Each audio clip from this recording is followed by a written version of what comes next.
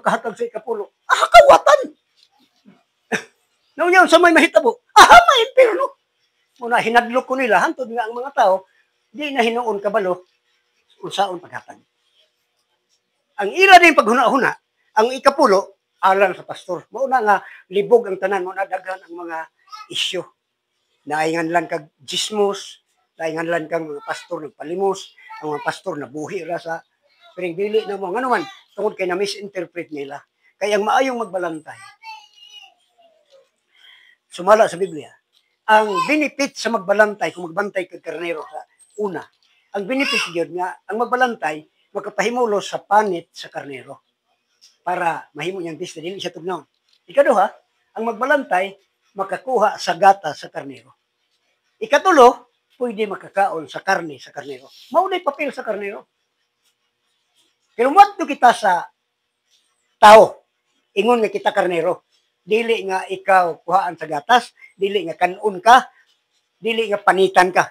Ang giingon sa Biblia, kung ikaw karnero, ari kita sa Galasya. Ingon ani. Galasya Kapitulo 6. Nagsungkod din nato ni tiwasan, di tanan tiwason na. Kay sa sunod, gusto na kong i-review katong kung saan na ito pag-ila si Kristo at tubangan sa mga tao. Arita sa Galasya, ingon ani ang buhaton. Galasya Kapitulo 6. Magsugod kita sa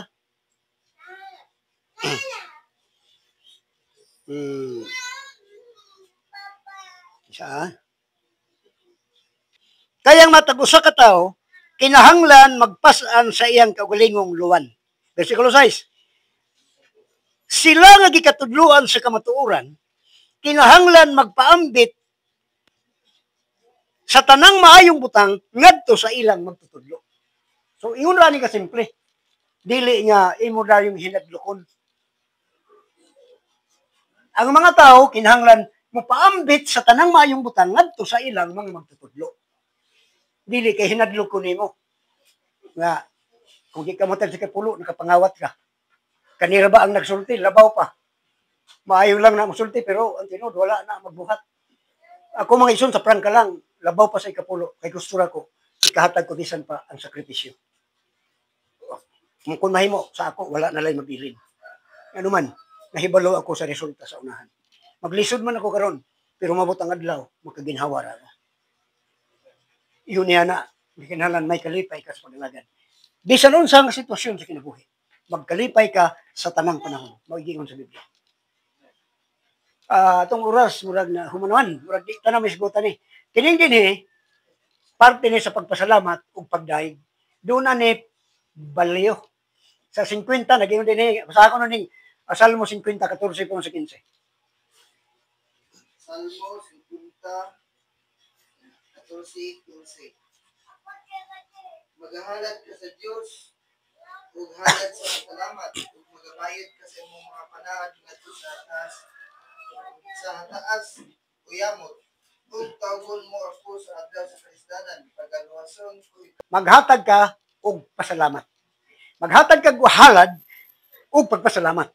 Ug ang baylo ana matud pa sa Ginoo, tawgon mo ako sa adlaw sa kaisdanan ug ako magaluwas. Ug luwason ko ikaw matud pa sa Ginoo. So kung makahatag kag halad ug magpasalamat sa tanan nimong sitwasyon sa kalisdanan, tawag ka sa Ginoo, iya kang luwason mo na yan saad. Gali kay uban wala kahibaluan ni. Pataka lang sila gatag, basta kinakatag okay na. Wala sila wala nila ibutang sa kasing-kasing nga mobati sila kalipay. Nga kining akong paghimo alang sa Ginoo. Nga bisan og ingon ani kinahanglan mauna nako ang Ginoo. Kay mobalik ra na sa imo. Sa Biblia, nag-ingon ang Biblia nga, isalibay ninyo ang inyong mga tinapay sa katubigan. Kay inyo raning makuha sa paglabay sa kapanahonan. Sa ato pa, mabalik ra ni sa imo. Sa pagkakaroon lang, kay kung magpugas ka, di ka man rin sumuani. May panahon sa iyong ligid, hantod maabot ang harvest time. O, di tananayaw na kay oras naman. Sa sunod na tong Bible study, sunod Sabado, unsa una to pag-ila si Kristo at tubangan sa mga tao. murag na hisgutan na nato ni sumiagi pila na katuig, ato lang i-review para maklaro unsa nato siya pag-ila. Aron nga kita mga lagad diha sa katin-aw sa dalan, dili nga magsukarap kita diha sa landong sa kangit. Mga igsoon ang Dios makapanalangin, kung kita magsunod lang sa order ang atong kinabuhi, smooth and orderly. Pero kung di kita makasunod sa order ang atong kinabuhi, disorder. So para nga dili kita mo sikyat, atong sundon unsay giingon sa pulong sa Dios. Bisan sa atong kabatan-on, makahimo ang Dios sa pagpurma. Kay ang sayon purmahon kadtong linghod pa. Ang gulang na lisod ng purmahon. Hinuon sa Dios way imposible. Kay bisan unsa kagahi, pwede na niyang pahumukon. Sama sa kasing-kasing ni Paraon. Kay bisan unsa kagahi, iyang gipahumok aron malukmay siya alang sa Israel. So sa Dios wala imposible. Ug kita wala, ang Dios wala magila sa atong panuigon o sa kalidad sa atong pagkatao. Ang iyang gikinahanglan ang usa ka matinud-anon nga kasing-kasing nga kita mag-alagad kaniya nga may kalipay. Magpasalamat nga malipayon ug maghugyaw nga malipayon diha sa pagsimba. May kalipay sa pag-alagad. Ang Dios magapanalangin o dinhi ka kutob manindo kita alang sa pagkatao.